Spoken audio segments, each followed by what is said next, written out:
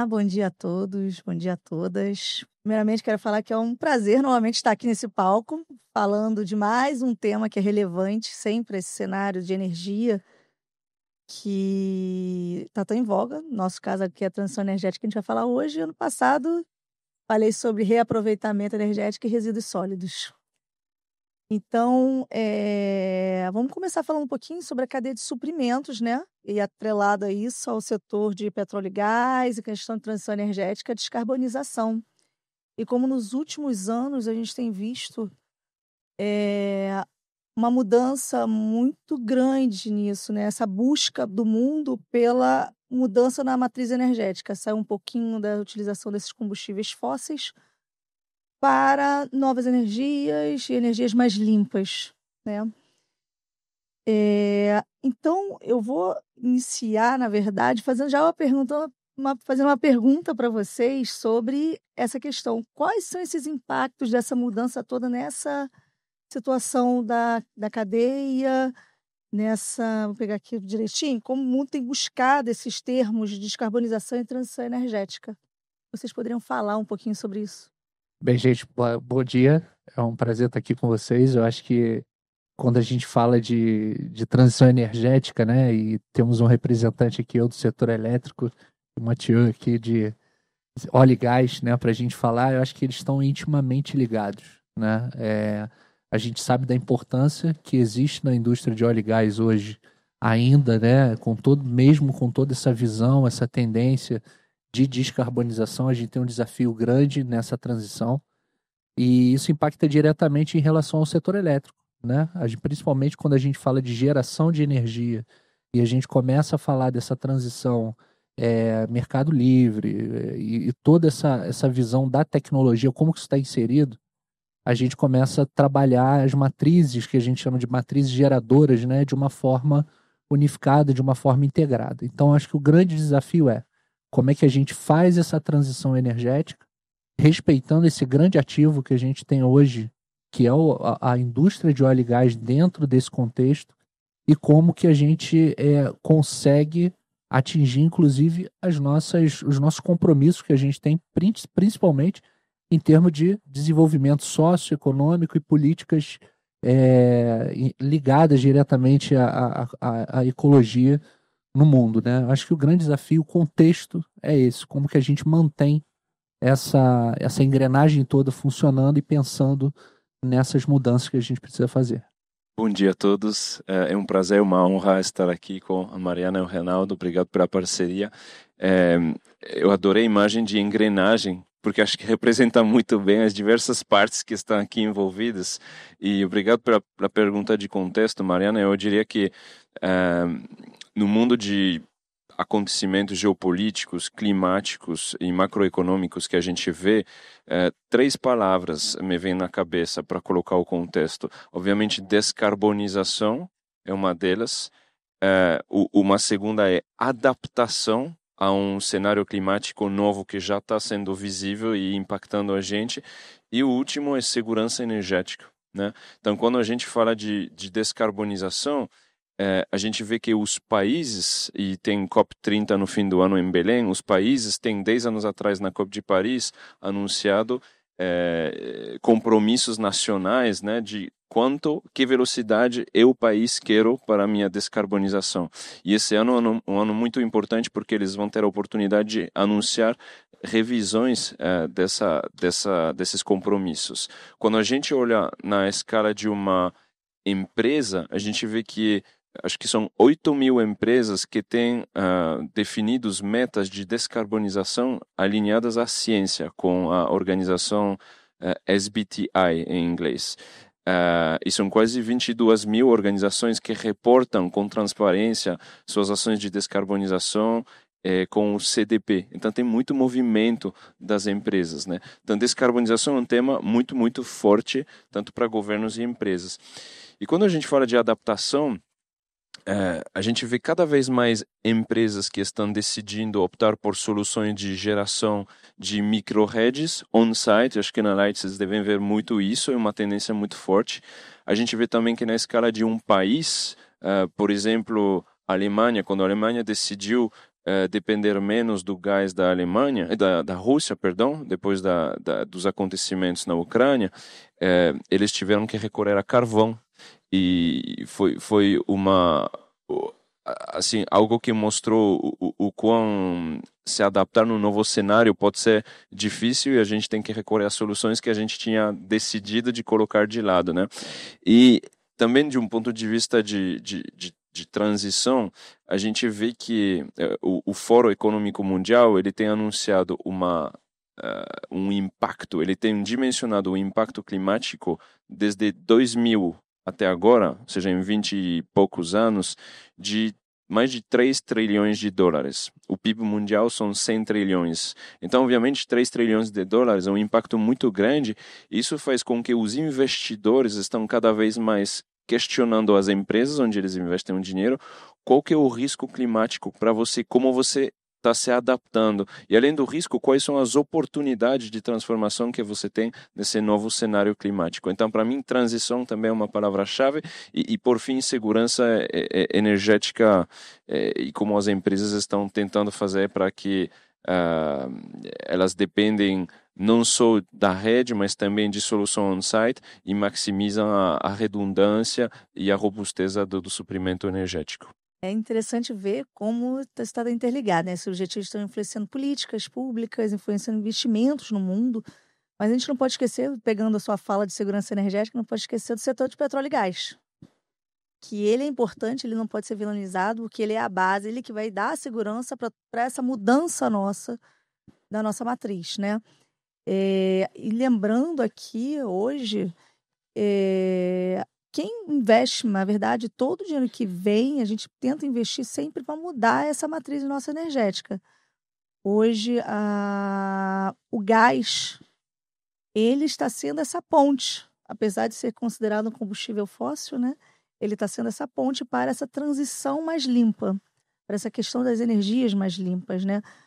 Tanto que, para a gente tentar investir mais nisso, o próprio governo do estado do Rio de Janeiro sancionou ano passado uma lei, que é a 10456, para usinas termoelétricas movidas a gás natural.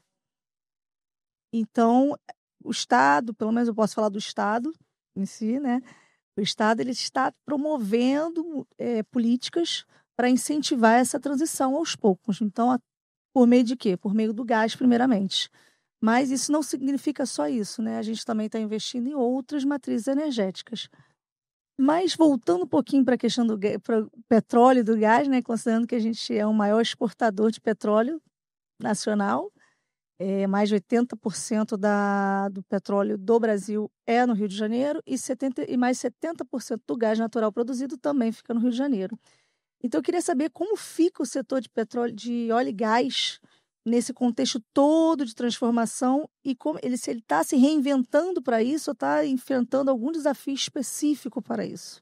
Vamos lá. Eu acho que uma palavra que está muito ligada nisso que você falou, Mariana, é a questão da diversificação de portfólio. O que a gente tem observado no setor de óleo e gás já há algum tempo? Os grandes players do setor, eles vêm tirando, vamos dizer assim, esse foco, esse rótulo, né, de empresas de petróleo, né, de óleo e gás, mas transitando para uma associação à marca a empresas de energia. Acho que esse é o primeiro ponto, né? É mostrar como que a gente pode fazer essa transição, como a gente está falando aqui. E quando a gente fala de descarbonização, eu acredito numa linha muito, muito clara, que é o seguinte: a gente tem um impacto global disso, a gente tem um impacto muito maior disso, mas a gente precisa começar local. A gente precisa começar dentro de casa. A gente precisa começar, quando fala de descarbonização, a gente tem os nossos processos produtivos, mas a gente tem todos os nossos processos da cadeia. Então, como que a gente trabalha com inovação, tecnologia que a gente tem nas mãos, com dado, informação que a gente tem nas mãos, para a gente criar uma eficiência maior, trazer uma eficiência maior nesses projetos. Então, quando a gente leva isso para a indústria de óleo e gás, é uma das indústrias que tem o maior poder de investimento quando a gente fala de tecnologia e inovação, né? Globalmente falando. Então, se nós conseguirmos aliar isso a essa diversificação de portfólio, que para mim eu acho que é a grande chave aqui, essa associação dessa transição da matriz energética atual para uma matriz energética cada vez mais limpa e cada vez mais associada ao que onde a gente precisa chegar. Eu acho que esse é o grande ponto que a gente precisa trilhar aí. Muito bom. E para dar alguns exemplos de diversificação, né, que você mencionou, Reinaldo, acho importante mencionar que vai desde empresas de oil and gas, agora de energia, que estão investindo em renováveis, eólico, solar, como a Total, por exemplo, empresas como a Shell, com a Raízen, que estão em biofuels, mas também em energia elétrica. A gente vê a BP, que está também bastante avançada em biofuel. Então, tem uma grande diversidade de diversificação de portfólio dentro dessas empresas que é interessante observar. Além dessa diversificação estratégica da atuação das empresas de oil and gas, eu acho super importante reforçar, acho que hoje mais ou menos 80% do mix energético mundial vem de oil and gas, quando a gente toma energia primárias, e até 2050 a visão é chegar a menos de 20%, e esses 20% para ser descarbonizado vai requerer muita captura, né? Muito de CO2 que vai vir desses 20% remanescente deveria ser capturado para que a gente não mande nada ou quase nada para a atmosfera. Então, é claro que essa indústria é chave para a transição. Ela vai existir por décadas em quantidades astronômicas e a questão é, e principalmente para o gás, como a gente usa bem o gás como uma ferramenta de flexibilidade para assegurar a questão da segurança energética, porque ele é muito prático, ele é muito conveniente, ele é muito ágil, né? Então, acho que isso é um papel importante, que a indústria tem uma oportunidade de se usar das suas características para preencher os objetivos tanto de descarbonização como de segurança energética. E um outro aspecto que acho que vale mencionar aqui é os esforços para descarbonizar operacionalmente suas operações, né? Quando a gente fala de tanto upstream, midstream, downstream, então a exploração, o transporte, depois o refino, a indústria petroquímica estão trabalhando muito para operacionalmente descarbonizar, ser mais eficientes, ser mais operacionalmente inteligente, e isso vai gerar vários benefícios para elas. Então, elas têm uma oportunidade de ser mais resilientes, de ser mais rentáveis, trazendo mais eficiência, e, obviamente, de se adaptar ao seu mercado, que quer uma intensidade de carbono muito menor no seu produto final, né? E não sei se vocês conhecem, na plateia tem o Oil and Gas Decarbonization Charter, é um compromisso de, acho que são 55 empresas do setor, dentro das quais Petrobras, por exemplo, que representam 45% da produção mundial de petróleo, e elas se comprometeram a dois grandes compromissos principais, mas tem outros. O primeiro é eliminação de emissão de metano até 2030, porque o metano é o gás mais impactante negativamente, e elas conseguem fazer isso com a tecnologia disponível já hoje, é uma questão de implementar. E outro compromisso é chegar a zerar até 2050 todo tipo de emissão, mas aí vai ter que usar tecnologias já existentes e também tecnologias novas, como captura de carbono, etc. Então, ela é uma indústria que é chave, que tem uma grande oportunidade de se diversificar, de se transformar e, afinal, de criar também uma rentabilidade superior, ganhando essas eficiências. É interessante que a gente vê a busca incessante por essa renovação, por essa, na verdade, dessa diversificação, essa alteração da nossa matriz energética, tanto das indústrias antigas, vamos dizer assim, petróleo e gás, quanto essas novas, buscando essas novas energias limpas. Mas a gente esquece que existe uma cadeia que vem por detrás para abastecer essas energias, a cadeia de suprimentos, que são os insumos, as tecnologias e serviços agregados a essas empresas, que vão dar suporte a essa segurança energética, essa transição energética toda, a descarbonização e tudo mais. Então, como essas empresas que são provedoras para isso, dessa cadeia, estão atuando para dar esse suporte à indústria toda energética? Eu acho que aí está ligado diretamente o que a gente falou muito aqui até agora de oferta, né, nos setores, né? Como que a gente se organiza para ofertar energia, para entregar energia, né? E aonde a gente quer chegar. Mas tem um tema importante que é a demanda, né? Eu costumo dizer que se a gente olha todos os relatórios econômicos de desenvolvimento dos países, América Latina, Europa, Ásia, o que a gente vê, né? A gente vê que o comportamento, né, desse período de pandemia, né, depois, pós-pandemia global mundial, mudou. E eu costumo fazer uma relação muito, muito grande assim, que as pessoas falavam, olha, como é que vai ser o novo normal? E nós pensávamos muito em locomoção num primeiro momento. Como é que a gente vai trabalhar a questão da locomoção, da aquisição de bens, serviços, agora com essa mudança de comportamento? Mas quando a gente vê o pós do que a gente viveu na história agora da questão epidêmica, a gente vê que houve, acompanhando os relatórios de desenvolvimento, a gente vê que houve uma mudança de demanda, uma mudança absurda de demanda. Vamos colocar a variável data centers aí no meio, né? Hoje a gente está falando o quê? Que a gente tem um nível de consumo energético, demanda energética para data centers, né, num contexto que talvez a gente não saiba onde vai parar, né? Hoje a gente fala em inteligência artificial e dados numa latência muito maior que talvez a gente queira chegar daqui a 1 ano, 2 anos. Que pressão é essa que vai aparecer do próprio mercado e do próprio consumo desses recursos?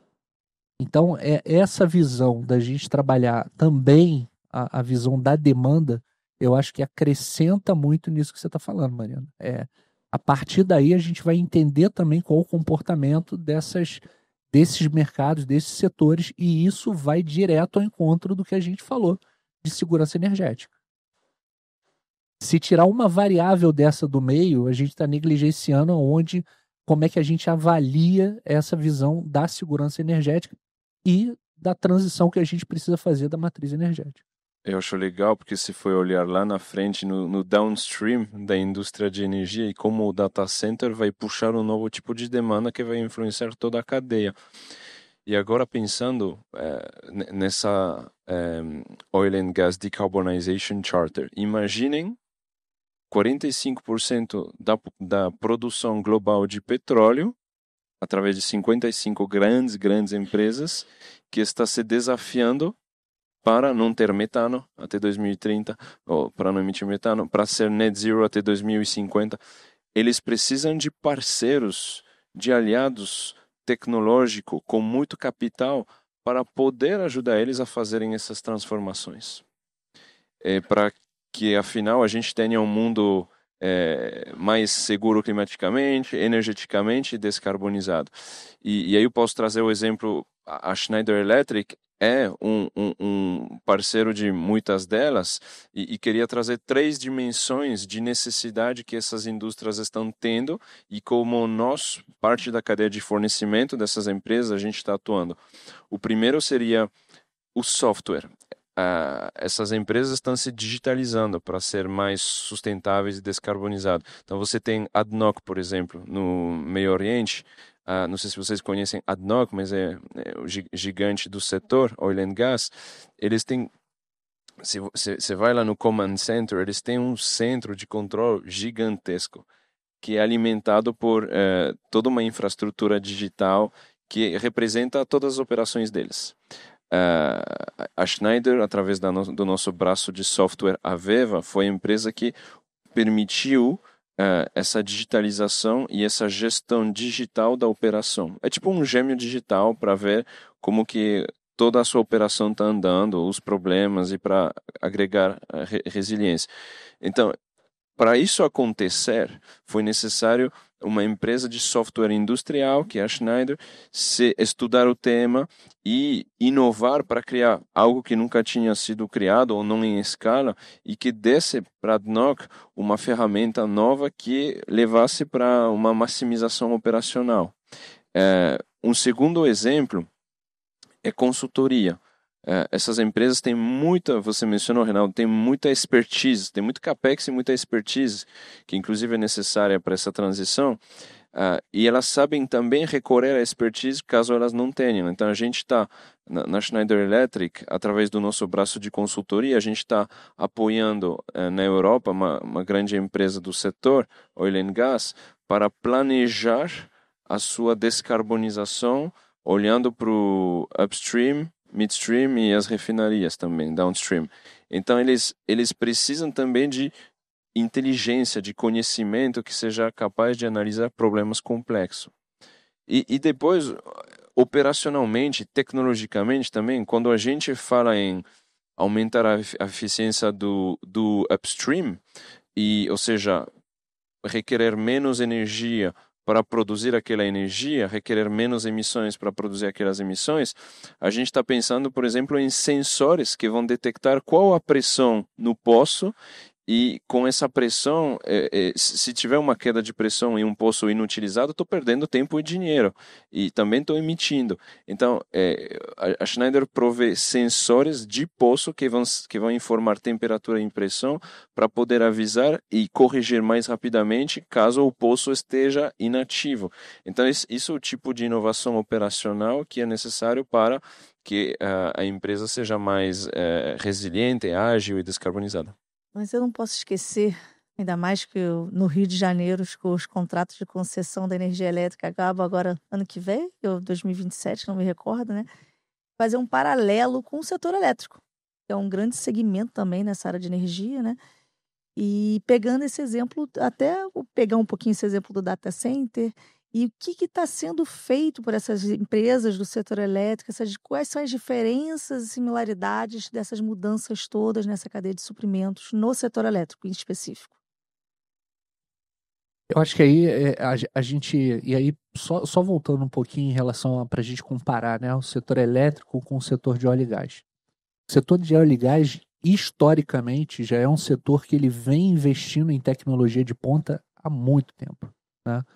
Minha primeira experiência no setor elétrico foi há 25 anos atrás. Tá?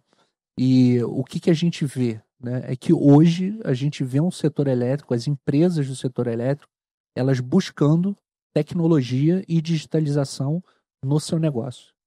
Eu acho que esse é o ponto que a gente consegue trilhar e dividir os resultados ali, né? Aquilo que a gente vai buscar de curto prazo, né? Os quick wins ali que a gente vai trabalhar e o que a gente vai ver de estudo e longo prazo, principalmente nesse comportamento de demanda, né? Falando dos data centers, como você falou, não é possível a gente falar de uma análise de como esse consumo, essa demanda de data center, ela vai se desenrolar no Brasil e no mundo, se a gente não estiver olhando, por exemplo, para toda a cadeia. Quem vai me suportar nisso como setor elétrico? Será que nessa transição energética que a gente está falando, será que as usinas a gás, termoelétricas a gás, como você falou, que são interligados, né, suportam toda a demanda estruturada ali no sistema interligado nacional? Como que a gente vai trabalhar essa visão? Eu estou falando de geração. 85% a 90% do Brasil hoje já consolidada como energia limpa, principalmente ali em relação a toda a estrutura hidrelétrica que a gente tem, geração do parque hidrelétrico que a gente tem, mas ao mesmo tempo como que a gente entra com outros elementos da matriz nessa visão de um novo comportamento de consumo. Isso é a cadeia. Eólico, solar, como que a gente trabalha isso de uma forma onde a gente vai olhar a cadeia como um todo. E assim, o que a gente precisa começar a trabalhar, né? Que o setor elétrico já vinha trabalhando há muito tempo. Toda essa cadeia em relação ao fornecedor de serviço e produto. Quando a gente fala de descarbonização, não é só a visão da descarbonização na ponta, no momento da geração ou distribuição de energia, mas ao longo de toda a cadeia. Como é que está sendo o processo produtivo? O quanto que essa mudança de comportamento do consumidor e de demanda vai afetar no meu planejamento da minha cadeia de logística ou de suprimentos que vai atender. Aonde que entra, por exemplo, a questão dos veículos eletrificados? Será que a gente já está num nível onde a gente pode começar a falar de frotas totalmente eletrificadas, por exemplo, no Rio de Janeiro, no Brasil? Será que a gente consegue reforçar nosso parque logístico nisso? Eu acho que não. Eu acho que a gente ainda tem que evoluir muito nisso. A gente está no caminho? Tá. Esse processo é natural? É natural. Mas eu acho que a gente ainda tem que caminhar um pouco. Eu achei interessante sua pergunta. Efetivamente, o setor elétrico e oil and gas, eles têm similaridades, pontos em comuns, contextos em comuns e também eles têm diferenças. Aí eu queria talvez olhar mais para o que eles têm em comum, e uma primeira coisa é a digitalização como vetor de transformação. Assim como a gente falou do caso da ADNOC em Abu Dhabi, quando a gente olha as distribuidoras no Brasil de energia elétrica, elas estão investindo fortemente em digitalização. Então, elas têm sensores, IoT, atuadores, mas também elas têm arquiteturas ou infraestrutura, perdão, de software que alimentam o cérebro da máquina ali com informação, com dados, e depois tem inteligência artificial para tomar decisões que vão permitir, afinal, agir mais rapidamente quando tem um problema, ter mais uptime, ter os indicadores de continuidade mais fortes, que é uma exigência do regulador. Eles vão ter, com um software tipo um ADMS, né, eles vão ter uma capacidade de integrar energias renováveis mais facilmente, porque a energia renovável ela complexifica um pouco os fluxos energéticos. Então a distribuidora ela precisa de software que são capazes de gerenciar essa complexidade. Então vejo uma similaridade entre oil and gas e setor elétrico, de necessitar de software muito complexos para gerenciar realidades muito amplas e complexas com muitas variáveis, e para poder fazer uma transição com mais energia renovável e um acesso à energia seguro de verdade, né? Posso só trazer um ponto importante que você trouxe, questão da regulação, né? Hoje a gente tem o que a gente fala que, em termos de CAPEX, né, investido diretamente na operação, a gente fala, ele é muito forte hoje quando a gente fala da engenharia pesada. Mas será que não está na hora também da gente começar a pensar em todos os ativos de tecnologia que a gente aporta na produção, que a gente aporta na operação? Como que a gente traz isso para dentro de um baseline ali de investimento de CAPEX ou de custo recorrente que a gente tem? Como é que isso impacta o resultado das empresas, seja do setor de energia, de setor elétrico, quanto do setor de óleo e gás? A gente passeia muito aí pelos eventos, pelos fóruns, e o que a gente vê muito é aquela definição básica de CAPEX, OPEX, resultado. Mas será que a gente não tem que começar a pensar no resultado de uma empresa, né, que tá inserida nesses dois setores? Será que esse investimento de CAPEX, em vez da gente falar só na engenharia pesada, não vale a gente olhar também para quanto que a gente está investindo de inteligência artificial? Qual a estrutura que a gente usa, né? O que a gente chama, como é que a gente classifica cloud dentro dos nossos resultados hoje, que está cada vez mais presente? Como é que a gente classifica hoje os nossos ativos que estão em nuvem, que estão em nuvens privadas? Se a gente for falar em investimento aqui, diversificar investimento em relação a essa transição que a gente precisa, a gente tem N coisas para falar aqui, muita coisa para trabalhar diferente. Muito interessante. Você está chamando uma revisão do ponto de vista, uma transformação da regulação para acomodar as necessidades. Eu acho que é interessante a gente discutir isso, sim. Vou pegar só a questão dos seus carros eletrificados, que na verdade aqui no estado do Rio de Janeiro a gente incentiva, na verdade, carros híbridos, mas não primeiramente movidos a energia solar, etc., que são esses novos carros que vêm, mas também os carros movidos a gás natural. Por isso que vários postos no estado do Rio de Janeiro tem para abastecimento de gás natural, justamente já incentivando essa transição, porque a gente tem mais suporte para isso. Então, acho que é bom ressaltar para todos.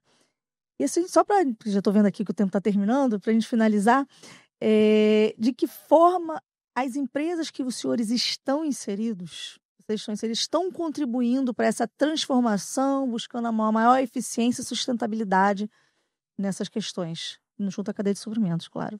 Bem, A Light completa 120 anos esse ano. Com muito orgulho que a gente fala da história da companhia, né? O DNA da companhia é um DNA inovador, né?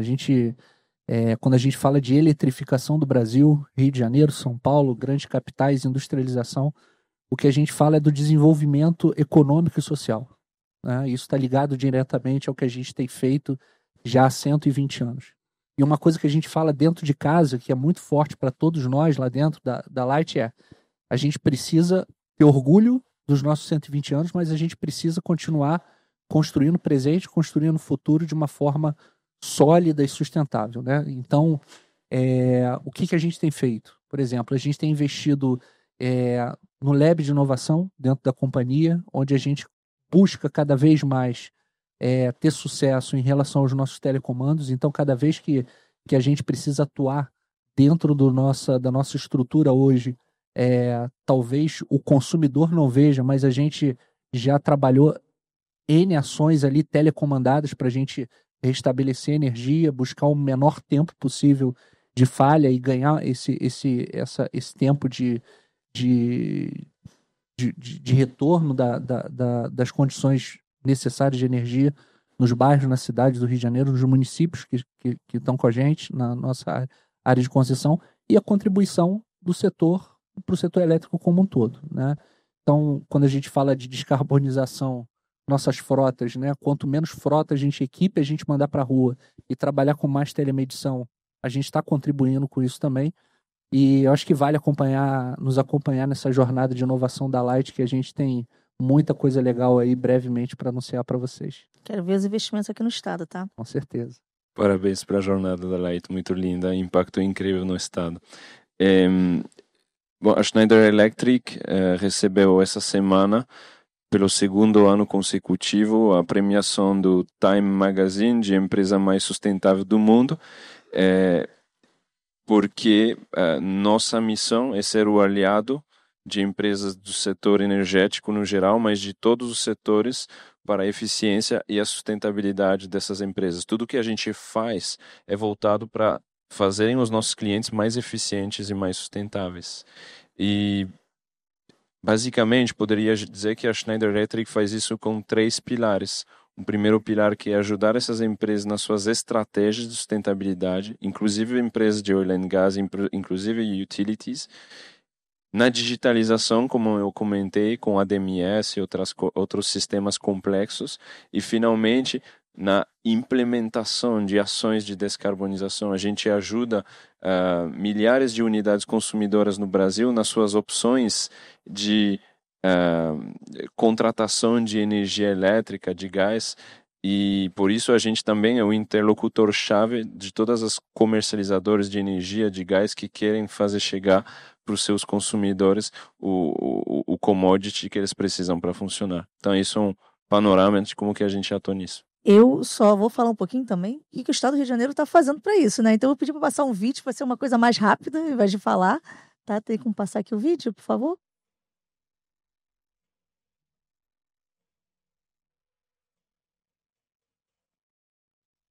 Criada em 2023, a Secretaria de Energia e Economia do Mar gerou resultados importantes para o Estado do Rio de Janeiro e está executando diversos projetos e programas para tornar o Estado cada vez mais sustentável. Um desses projetos é o Corredores Sustentáveis, implementado na rodovia Presidente Dutra e na rodovia Washington Luiz, com 14 postos adaptados para abastecer veículos pesados com gás natural e biometano. Outro destaque é o projeto piloto para a implantação de usinas eólicas offshore, iniciativa que visa avaliar os desafios técnicos e operacionais da geração de energia eólica no mar no litoral do Rio de Janeiro, o terceiro maior do Brasil. O Estado do Rio é reconhecido por sua infraestrutura portuária e logística, por uma indústria naval consolidada e também por abrigar instituições de ensino superior e técnico de excelência, parques tecnológicos e um dos maiores complexos de pesquisa aplicada à indústria de energia do mundo, o CENPES, da Petrobras. Assim, a Ceremar busca fazer do Rio de Janeiro um hub energético nacional, aproveitando a natureza do Estado e sua história no cenário de energia e economia do mar. Somos o maior produtor de petróleo e gás do país, e aqui estão instaladas as únicas usinas de energia nuclear do Brasil.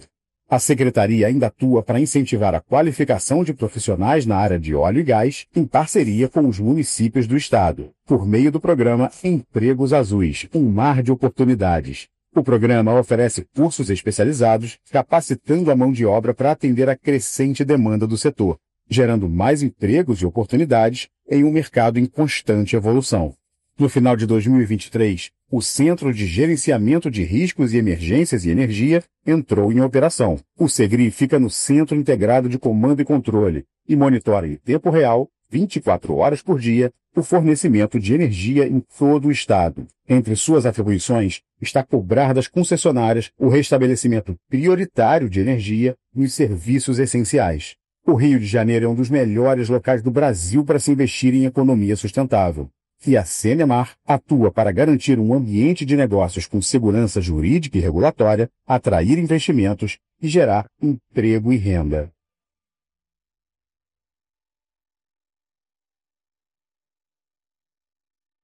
Então, só para finalizar, por que não o Estado não ficar conhecido como a capital mundial da diversidade energética? O Rio de Janeiro tem tudo para isso, como aqui ficou demonstrado. Então, acho que vou finalizar, que já vamos chamar a atenção aqui, né? Mas muito obrigada a todos, tá? Obrigada, Reinaldo, obrigada, Matias. Não sei se vocês querem dar suas palavras finais, tá? Mas muito obrigada. Obrigado, só queria parabenizar pelo trabalho que vocês vêm fazendo. E a gente teve uma conversa antes do encontro aqui sobre diversidade energética do estado do Rio de Janeiro, que é impressionante. Tem realmente de tudo e isso faz, acho que é oportunidade para as pessoas que moram aqui incríveis. Mas obrigado a todos pelo tempo, pela atenção.